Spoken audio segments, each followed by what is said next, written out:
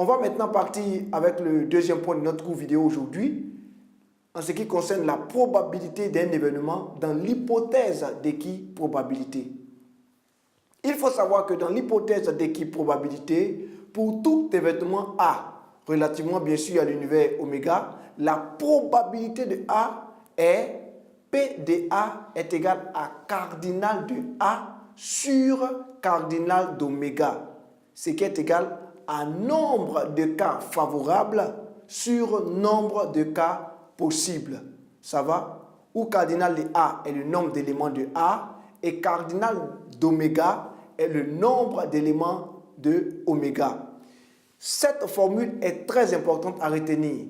En fait, chaque fois que tu seras face à un exercice où tu verras l'hypothèse d'équiprobabilité mise en évidence, pouvoir calculer alors la probabilité d'un événement donné A ou B ou quelle que soit la lettre qu'on donnera, tu te chargeras d'appliquer cette formule. P de A est égal à cardinal de A sur cardinal d'oméga, c'est-à-dire nombre de cas favorables sur nombre de cas possibles. C'est cette formule qu'on applique lorsqu'on veut calculer la probabilité d'un événement dans l'hypothèse d'équiprobabilité. Il est donc important que tu puisses retenir cette formule.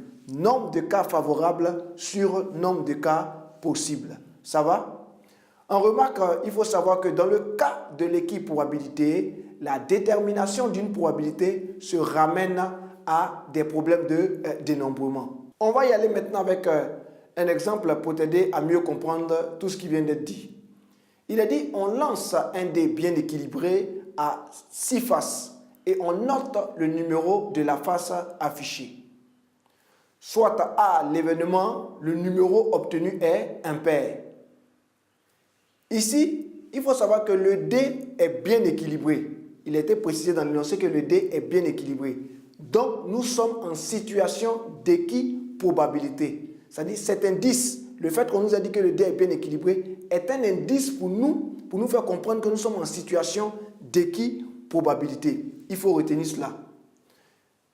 Ainsi donc, il y a 6 cas possibles dans l'univers et 3 cas favorables réalisant l'événement A, c'est-à-dire obtenir un numéro impair. Ça peut être soit 1, soit 3 ou soit 5. Ainsi donc, P de A, ça fera nombre de cas favorables sur nombre de cas possibles. Pourquoi? Pour la simple raison que nous sommes dans une situation d'équiprobabilité. Or, je l'ai dit déjà que chaque fois que nous sommes dans une situation d'équiprobabilité, il faut faire nombre de cas favorables sur nombre de cas possibles. Ça va? Ce qui va donner par la suite cardinal de A sur cardinal d'oméga.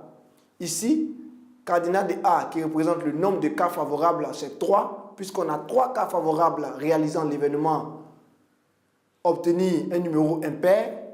Et au dénominateur, on aura 6. 6 représente le cardinal de l'univers.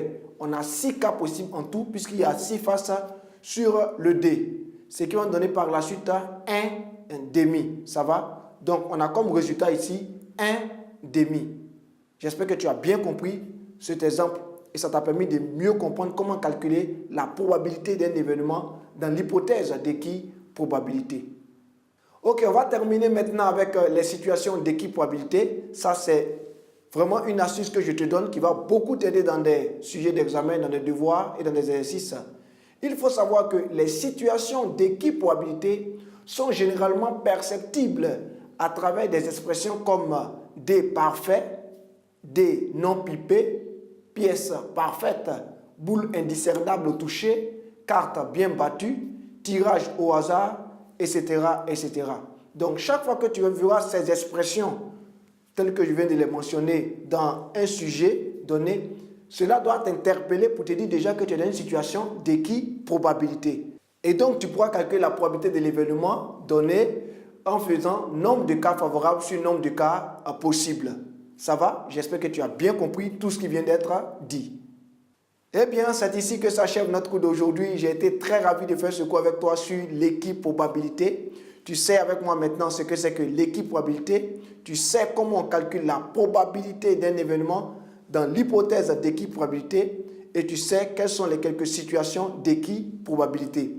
J'espère que ce cours t'a énormément enrichi, t'a énormément apporté en connaissance. Je t'encourage à t'exercer davantage afin de cultiver la graine de champion qui est en toi. Porte-toi bien et à la prochaine dans une autre vidéo sur succès assuré.